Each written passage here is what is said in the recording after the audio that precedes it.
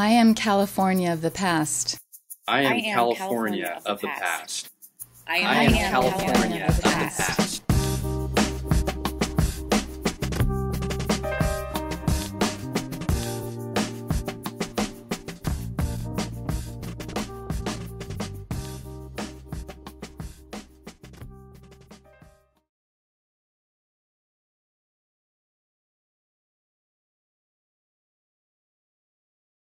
I'm Brian Copeland. I've lived here in San Leandro since 1972.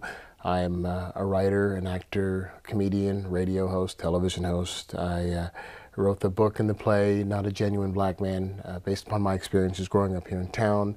I've got a new play that will debut in January in San Francisco called The Waiting Period. I host a radio show on KGO Radio on Sundays. I've been doing that for, gosh, 20 years now. And I have a television show on ABC, Channel 7, weekday afternoons called 7 Live. I was born in Akron, Ohio. Oldest of three at the time that there were three of us? There were three of us at the time that we left and came from Akron. My father was at Fort Hood in Texas. We moved to Texas about 1970 and then ended up out here. Berkeley for a little while and then Hayward, and then in 1972 we moved to town. Here. My mother was kind of a social climber, was always trying to look at trying to find ways to put us in a better social and economic and better advantaged situation in any way she possibly could. And at the time, you know, San Leandro was looked at least that was the impression that I had as a 6, 7, 8-year-old was it was looked at as a prestigious place to live. You know, living in Hayward as we did over we were on Sleepy Hollow over by St. Rose Hospital and by the Shasta plant. So you know, we would go out and go to church and go to Sunday brunch and those things. And then my mom would like to go and drive around and look at houses, and we would come here a lot of times and look around. So I think, you know, that's probably the reason that she chose this place.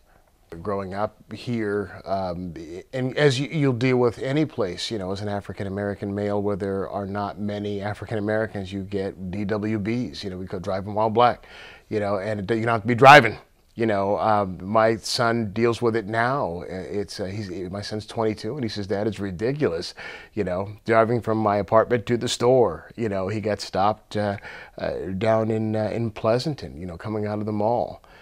Just, you know, no reason, just on a pretext. But here for me, I had no idea because it had never happened to me before. And I was 8 years old, and we'd been here for about a week, I think. And, you know, I'd spent the week unpacking, and I was kind of moping around because we'd moved a lot. And my mom tells me to go to grab my bat, ball. There's a park nearby, Washington Manor Park. She said, go find the park and meet some kids and introduce yourself and make some friends. So I'm walking down the street with my bat and my ball, and a old blue convertible pulls up next to me. It's got 6 teenage kids in it, 3 boys, 3 girls, and they're wearing Letterman's jackets that say Letterman's jackets that say Rebels. Now, I subsequently found out that they were San Lorenzo High kids, and San Lorenzo High School's theme until the 90s was the Confederacy. They were the rebels. The teachers parked on Mason-Dixon Lane. That's what they called it. There were Confederate flags all over everything, the uniforms. And if you look at the old yearbooks, even from the early, late 60s, early 70s, and before that, they didn't have a homecoming king and homecoming queen. They had Miss Southern Belle and Colonel Reb. And if you look at it's on the football field, and it's, you know, the homecoming king's in a big Confederate colonel's outfit, and the homecoming queen is dressed like Scarlett O'Hara with the big hoop skirt. So, you know, it was crazy. And they literally, I had a friend of mine who's Penny Peck. Penny Peck works for the library. And she was the editor of the paper, I think, back in 1970, 71, and at San Lorenzo High. And she started a movement to try to get that Confederate stuff removed because she said it's offensive, it's racist, and so forth. And she was ostracized. She said her parents got kicked out of the bridge club, and that was some serious stuff. Her parents got kicked out of the bridge club because she wanted all those Confederate. So anyway, so these kids, I'm walking on the street, and these kids pull up, in this convertible, and we have an exchange of words. I ask where the park is. They call me the N-word, and it ends up with them chasing me down the street in their car. They're chasing me. And I'm running across lawns and so forth. And I make a right-hand turn, and I see a police car, and I think, I wasn't taught to be afraid of the police. The police are your friends. And there's a police car, so I think I'm all right. I think I'm saved. So I run towards the police car. I got my bat and my ball in my hand. And this tall blonde cop gets out. He's wearing mirrored sunglasses and, that whole 70s deal. And as I run towards him, he puts his hand on his gun.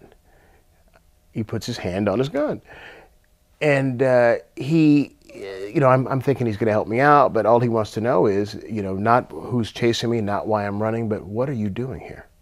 What are you doing here?